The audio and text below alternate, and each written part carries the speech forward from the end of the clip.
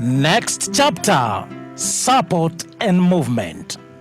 Now, we talked about movement as a characteristic of living organisms.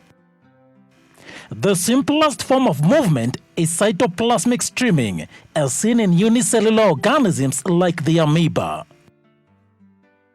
Other organisms show movement by cilia, flagella, or tentacles.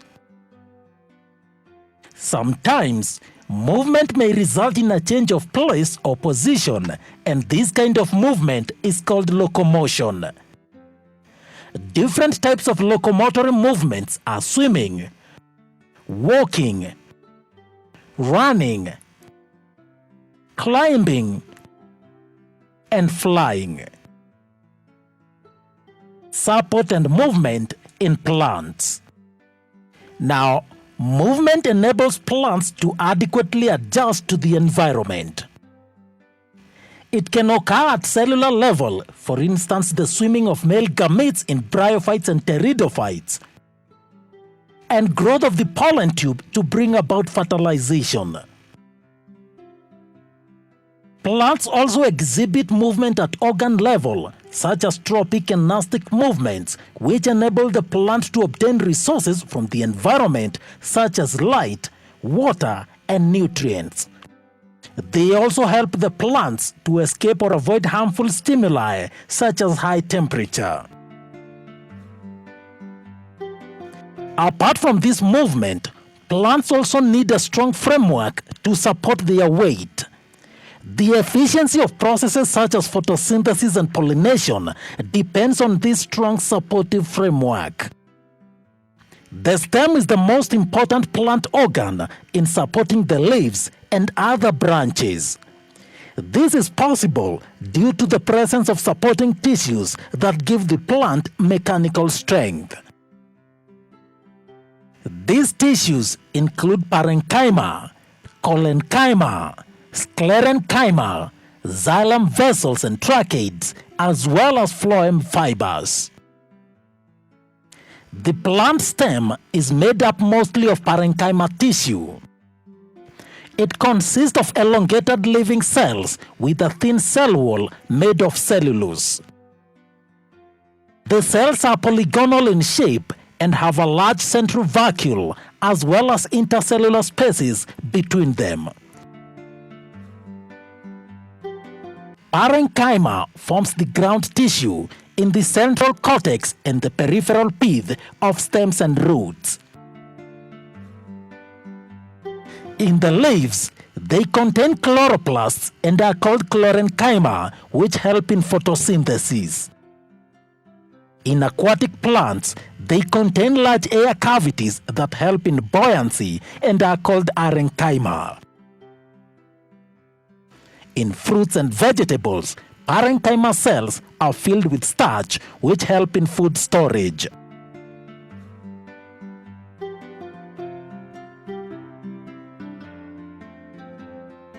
Collenchyma consists of elongated living cells with cell walls made of cellulose and pectin.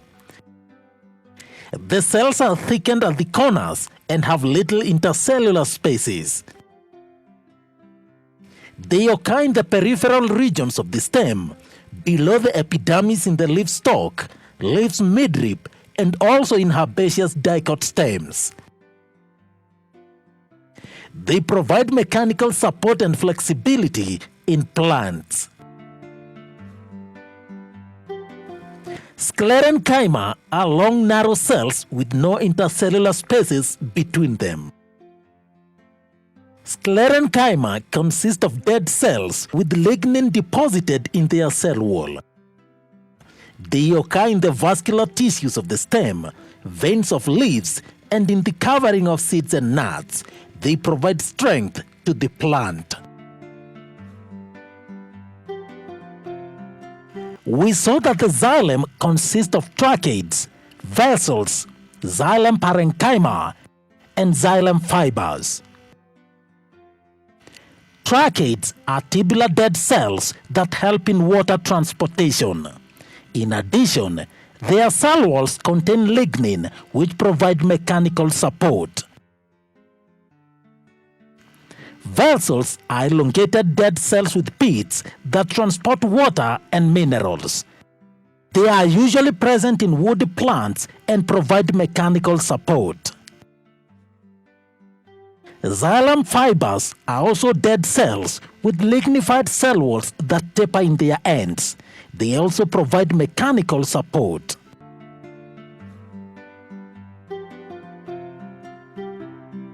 We also saw that the phloem consists of sieve tubes, companion cells, phloem parenchyma, and phloem fibers.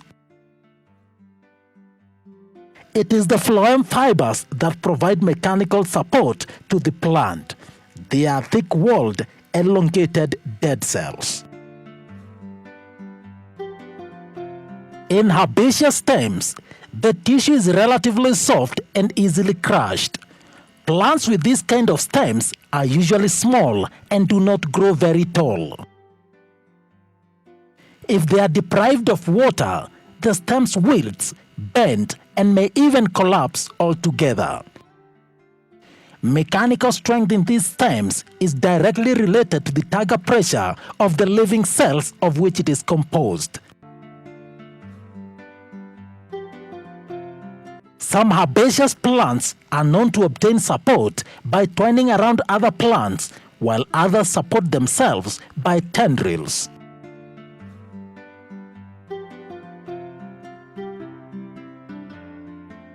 Next, support and movement in animals. Animals have a firm and rigid framework for support called the skeleton.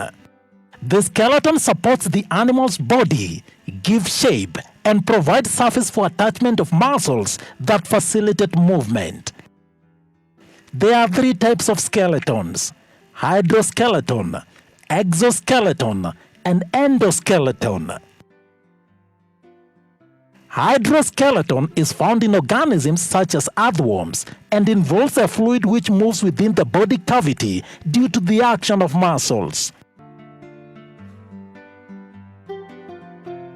The exoskeleton is characteristic of arthropods and is made up of a substance called chitin. Chitin is secreted by epidermal cells and hardens on secretion. This exoskeleton supports and protects the inner delicate tissues. It is waterproof and therefore prevents excessive loss of water from the body tissues. The exoskeleton provides surface for attachment of muscles, which is essential for movement. Endoskeletons are found in vertebrates, where the muscles are external to the hard framework. They are made up of living tissues such as cartilage and bone, and therefore they are capable of growth and repair. Locomotion in fish. Now, although life in water puts serious constraints on movement, the fish is well adapted. It has a similar shape like that of a boat. The middle portion tapers at its ends and forms a specific body shape known as streamlined body. This streamlined body offers little resistance to movement in water and facilitates swimming. In addition, the scales of fish overlap backwards, therefore eliminating resistance to movement as the fish cuts through water. The scales are also coated with mucus, which reduces friction as the fish moves in water. Moreover, the fish has a set of vertebral and segmented muscles that continue from the head to the tail. These muscles help the fish to propel itself from side to side as it swims through water. During swimming, the muscles of the front body curve the fish on one side, and simultaneously, the tail part swings in the opposite side. The process is then reversed and the fish swims ahead. While changing or reversing the position, the body gets a jerk that pushes it forward. A series of jerks makes the fish to swim ahead. In addition, the fins aid in movement. The fins are membranes supported by rays or spines that function in swimming or orientation in water. They perform three roles: help in swimming, giving directions, as well as keeping the balance of the body.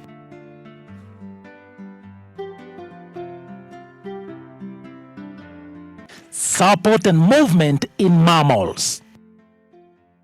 Now, the three types of movements in human cells are amoeboid, ciliary, and muscular. Amoeboid movement is seen in some specialized cells such as macrophages and white blood cells. This movement is produced by the pseudopodia due to protoplasmic streaming. The other type of movement, ciliary movement, occurs in most internal tubular organs lined by ciliated epithelium. An example of ciliary movement is seen in the trachea, where the cilia moves in a coordinated manner to remove dust particles and foreign substances inhaled during breathing.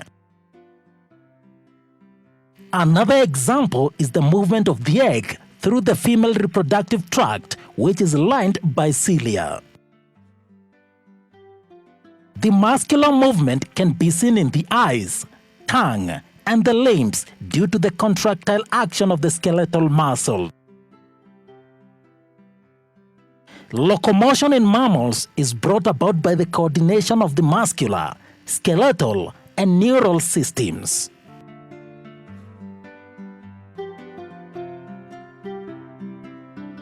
The human skeletal system. The skeletal system includes all the bones of the body, plus the joints where they attach to each other. The skeleton protects our internal organs, provides a framework for support and movement, stores minerals such as calcium and phosphates, and produces blood cells. Without the protection of our skeleton, even a simple blow on our head or chest could damage vital internal organs. The skeletal system of an adult is made up of 206 different bones, which come in 4 basic shapes. Long bones such as femur, short bones like the wrist and the ankle bones, flat bones such as those of the skull and scapula, and irregular bones like the vertebrae. There are 2 types of bone tissues: compact bone, which is dense, smooth, and very strong, and cancellous bone, which is spongy and lightweight. Both types contain living cells which help make repair when a bone is injured or broken. A typical long bone has a main shaft called the diaphysis, composed of compact bone, and 2 ends called epiphysis, composed of cancellous bone. The main shaft is covered with a membrane of living cells called periosteum, to which muscles and tendons attach themselves. Inside the main shaft is a cavity called the medullary cavity, which contains the bone marrow. Bone marrow stores fat, produces blood cells, and plays an important part in the body's immune system. The human skeletal system is divided into 2, axial and appendicular skeletons. The axial skeleton consists of bones that form the longitudinal axis of the body, while the appendicular skeleton consists of bones that are appended to the axial skeleton. The axial skeleton consists of 80 bones, which include the skull, vertebral column, ribs, and the sternum.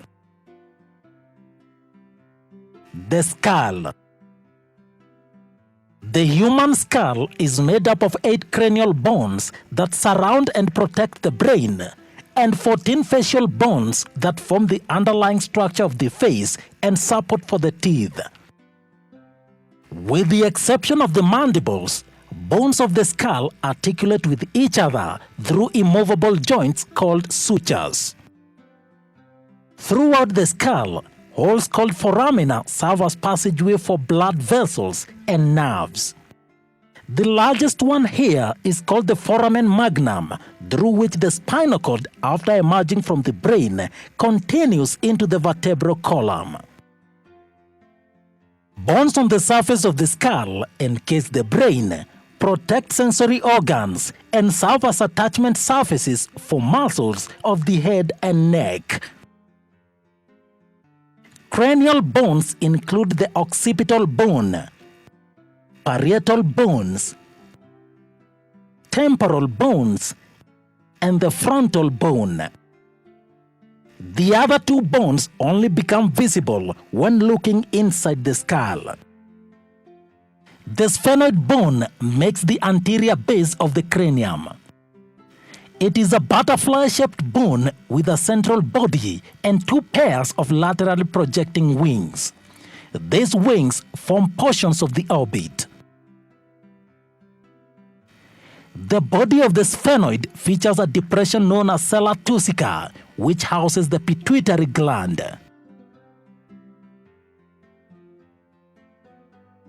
Located between the orbits, the ethmoid bone makes up a portion of the cranial floor and also the roof of the nasal cavity. Facial bones include the nasal bone, the zygomatic bones, the maxilla, and the mandible. The internal and external skull bones articulate precisely, forming an intricate structure perfectly suited to its functions. The skull also includes a U-shaped hyoid bone and two air ossicles, one on either side. Each air ossicle consists of three bones: malleus, incus, and stapes. The skull articulates with the vertebral column with the help of two occipital condyles.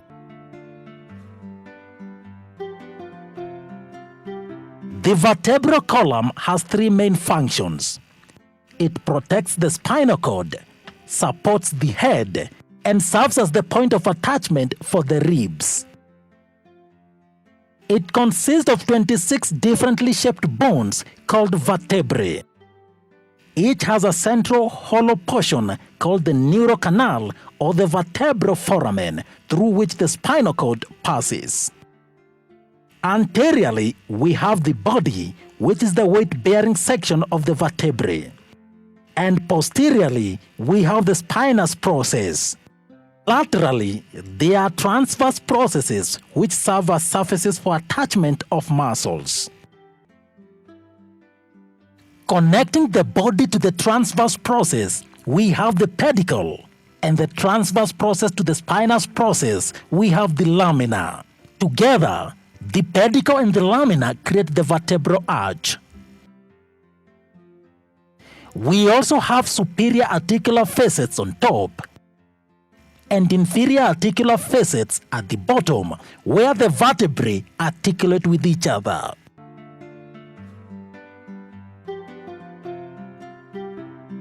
The vertebrae are divided into 5 groups according to the region they occupy. The neck region has 7 cervical vertebrae, followed by 12 thoracic, 5 lumbar, 1 sacral, and 1 coccygeal. In adults, the sacral and coccygeal vertebrae unite to form the sacrum and coccyx respectively. The first 2 cervical vertebrae, called atlas and axis, allow nodding and rotating movements of the head. They are quite different from the others.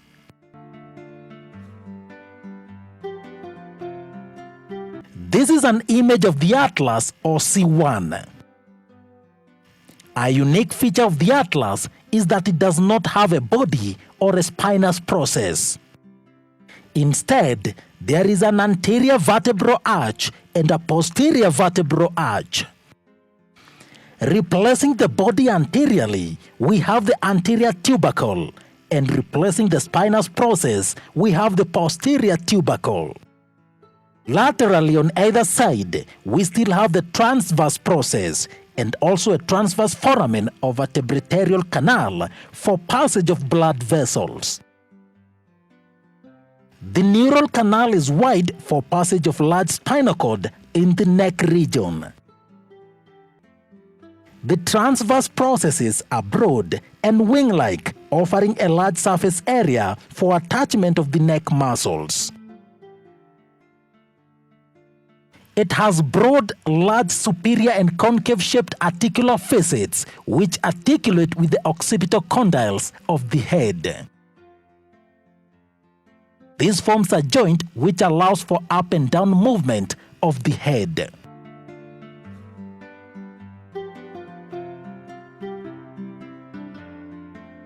The axis is the second cervical vertebra, or C2. It is similar to all other cervical vertebrae with the exception of this prominent odontoid process. This forms a peg which fits into the ventral side of the atlas neural canal. The joint formed allows for rotatory movement of the head. The axis has a broad neurospine, wide neural canal, and wing-like transverse processes. From an inferior view, we can see the transverse foramen. Posteriorly, we can see the spinous processes bifid or split into two.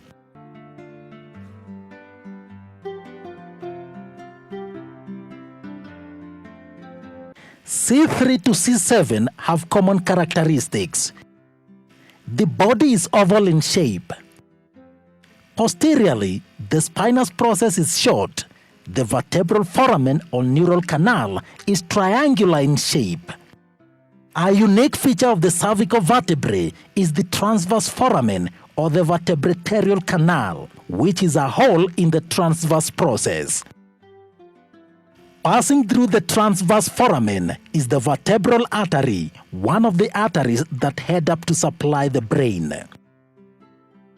We can also see the superior articular facets, and here are the inferior ones below.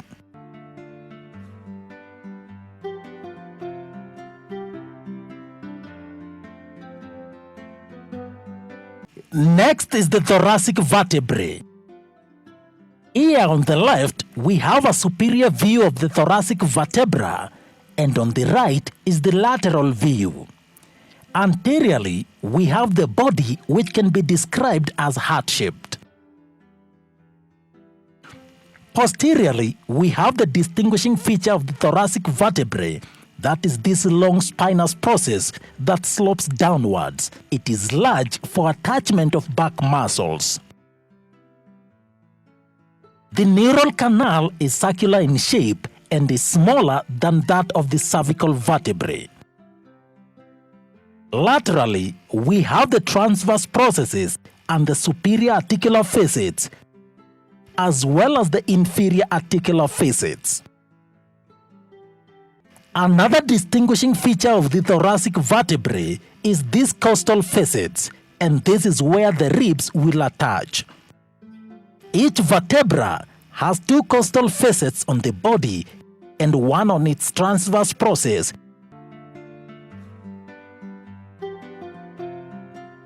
A lateral view of the thoracic vertebrae stacked on top of each other shows that the first thoracic vertebra is much smaller than the last one, and this is because as we go down, the vertebrae carry more and more weight.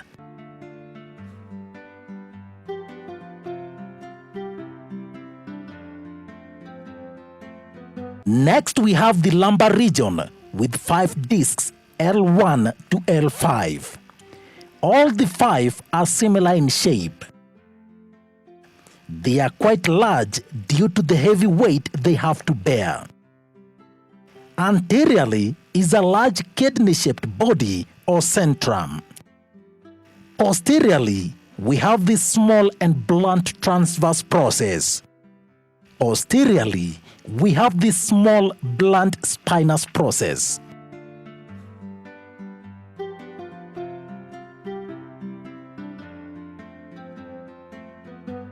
Lastly, we have the sacrum and the coccyx, which are two composite bones.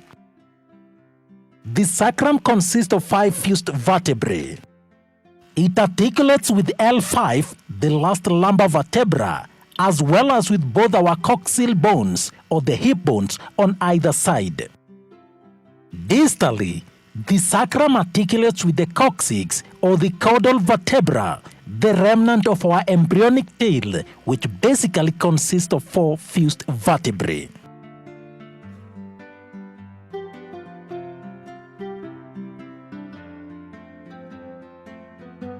Now the ribs.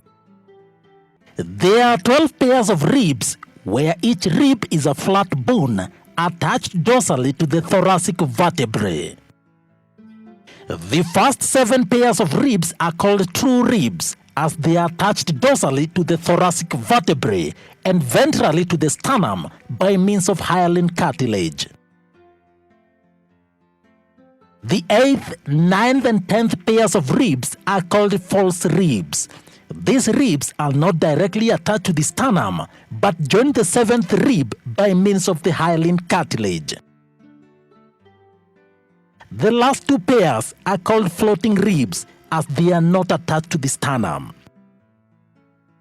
The ribs along with the thoracic vertebrae and the sternum form the rib cage, which protects vital organs such as the heart and lungs.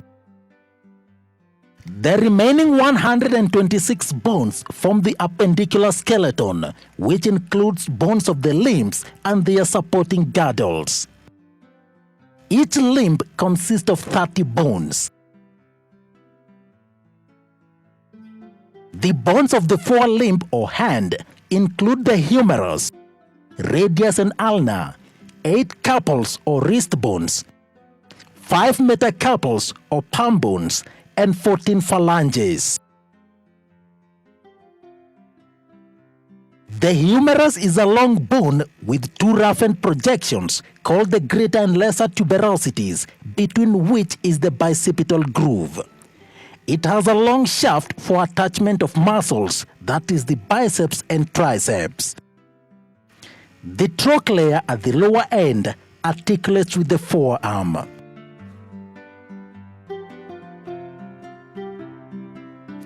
The ulna and radius are 2 bones found in the forearm. The radius is found on the side of the thumb, while the ulna is found on the side of the small finger. The ulna has a projection called the olecranon process, which has a sigmoid notch that articulates with the trochlea of the humerus to form a hinge joint.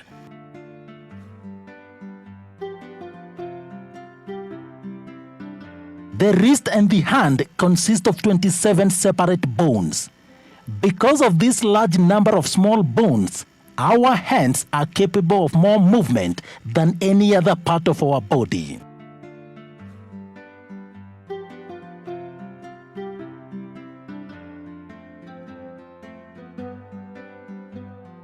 The bones of the hind limb consist of the femur or thigh bone, tibia and fibula, 7 tarsals or ankle bones, 5 metatarsals, and 14 phalanges.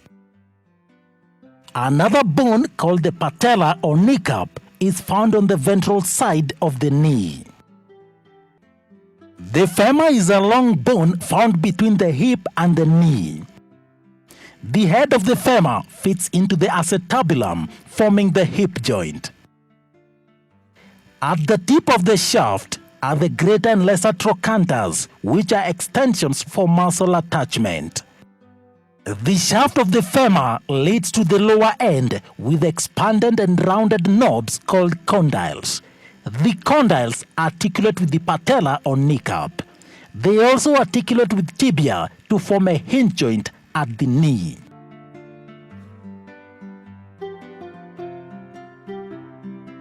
The remaining 6 bones form the girdle bones, which articulate with the limb bones to the axial skeleton.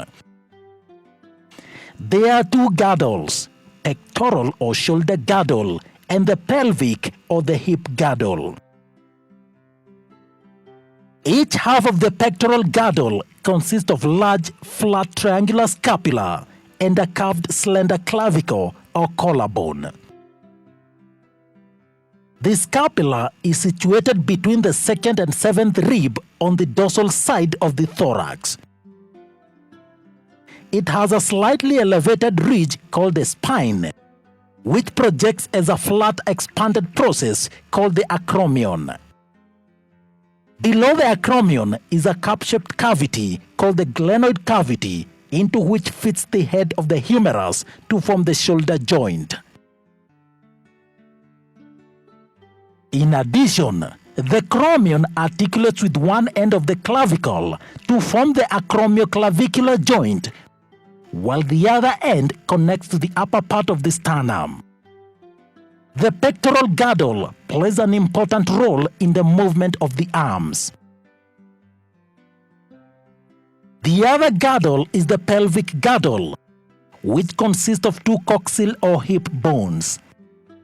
Each coxal bone consists of three bones: the ilium, ischium, and pubis. These bones fuse to form a cavity called the acetabulum, into which fits the head of the femur or thigh bone. The two halves of the hip bones connect dorsally to the sacrum, while these bones meet ventrally with the help of a fibrous cartilage to form the pubic symphysis. The pelvic girdle not only supports the limb bones, but also protects the abdominal organs like the reproductive organs and the urinary tract. In fact, the female pelvis is wider than the male to accommodate childbirth.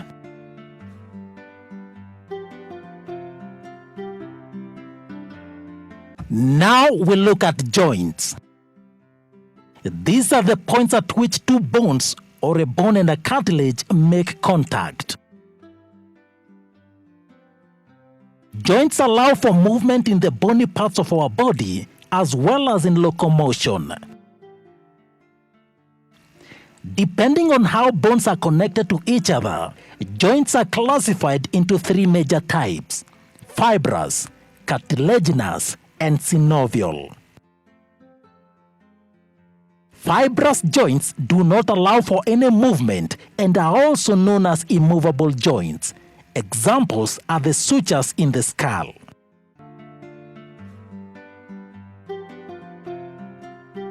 In cartilaginous joints, bones are joined with the help of a cartilage. These kind of joints are found in adjacent vertebrae in the vertebral column.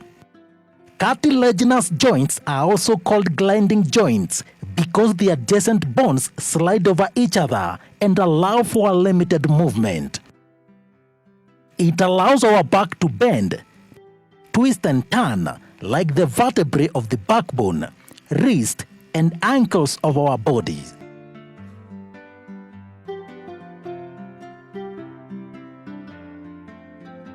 Synovial joints. Synovial joints are characterized by a lubricating fluid called the synovial fluid. There are several types of synovial joints.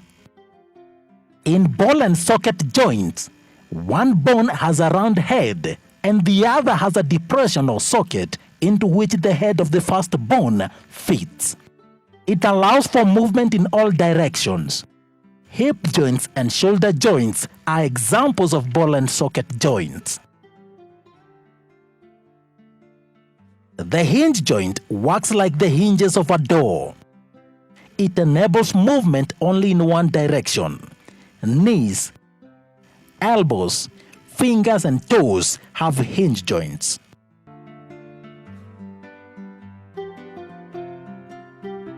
In pivot joints, one bone has a projection which fits into a ring-like ligament of another. It allows movement in many ways.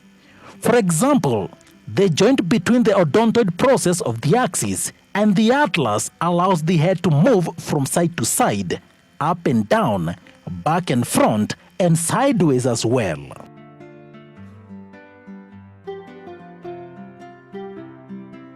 Movement at a joint.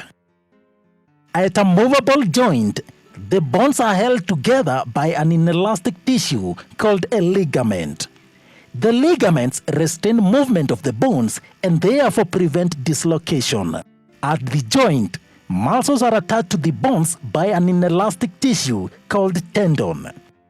A muscle is attached at 2 points, the origin on an immovable bone and the insertion on a movable bone. Muscles which operate joints are in pairs and antagonistic. A muscle that brings about bending at a joint is called a flexor muscle, while the one that brings about straightening is called an extensor muscle. Movement at a joint can be illustrated by the action of the hinge joint of the elbow. In the arm, there are 2 antagonistic muscles, the biceps and triceps. The biceps are the flexor muscles, while the triceps are the extensor muscles.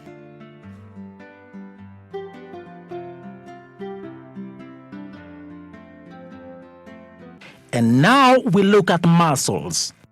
Muscles play an important role in body movements as well as movement of internal organs. Without muscles, it would be impossible to bend, walk, or perform any activity.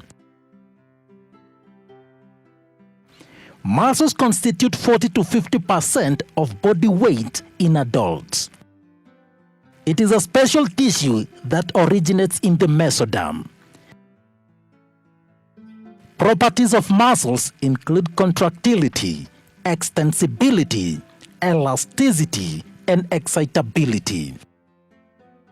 Muscles can be classified based on their location, appearance, and the nature of regulation of their activities. Based on their location, muscles are classified into skeletal, visceral, and cardiac. Skeletal muscles are attached to the bones of the body by collagen fibers called tendons. These muscles are striated and are also called voluntary muscles because they are under the control of the nervous system. Skeletal muscles help in locomotion and different body postures. Visceral muscles, also called smooth muscles, are found in the inner walls of hollow internal organs such as alimentary canal and the reproductive tract. In contrast to the skeletal muscles, these muscles are unstriated and involuntary. They conduct peristaltic movement in the digestive tract, as well as conduction of gametes in the genital tract. Cardiac muscles are found only in the heart. Cardiac muscle cells are branched, striated, involuntary, and nucleated. Several cardiac muscle cells assemble in a branched manner to form a cardiac muscle tissue.